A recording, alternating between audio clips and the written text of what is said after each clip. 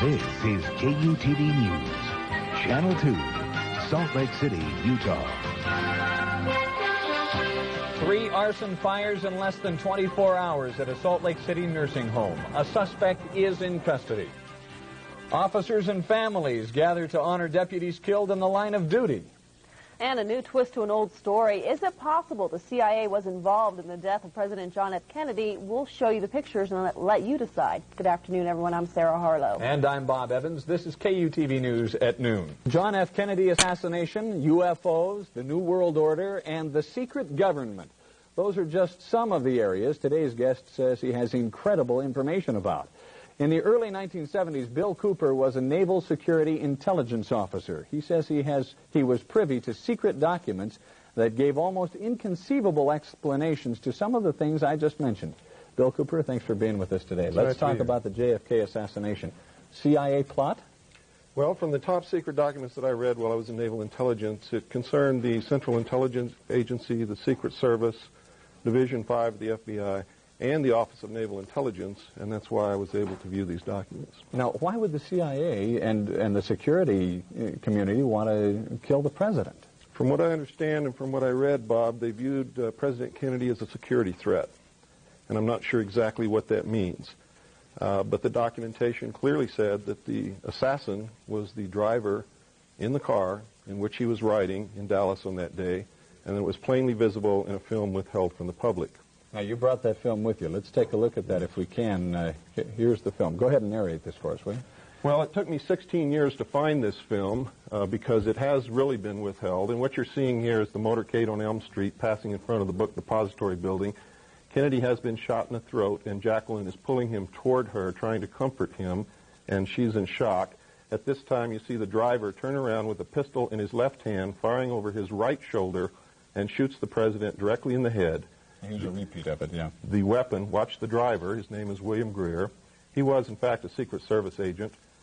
The weapon is an electrically operated, gas-powered assassination pistol built especially for the Central Intelligence Agency. You don't see any puff of smoke from...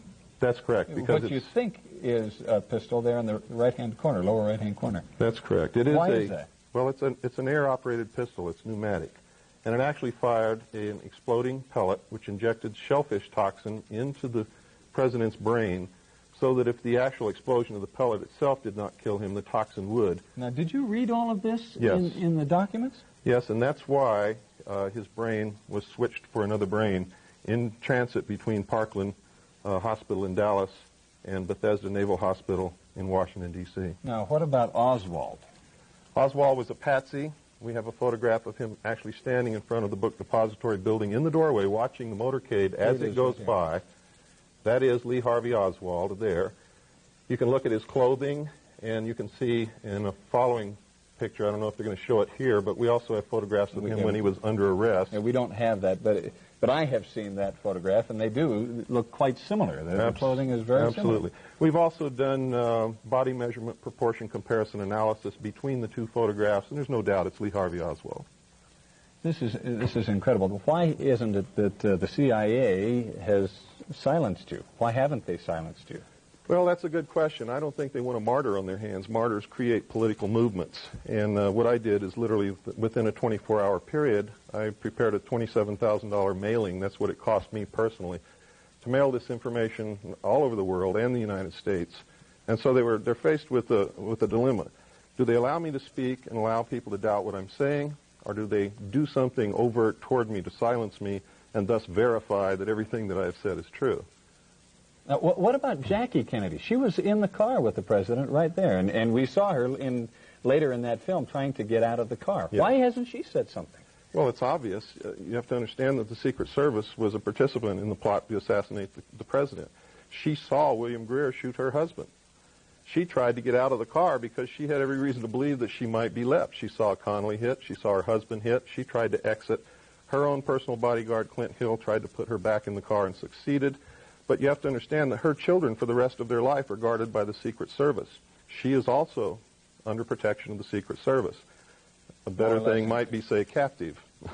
you might say. You have a seminar coming up on Saturday at Taylorsville High School Auditorium. All the tickets are available at all Smith Tix locations. But you'll talk about this, and you'll talk about a bunch of other things. Many other things. Saturday, 11 a.m. All right. Bill Cooper, thanks for being with us. We appreciate it. Thank you, Bob. When we come back, we will continue our look at multiple personality disorder when the News at Noon continues.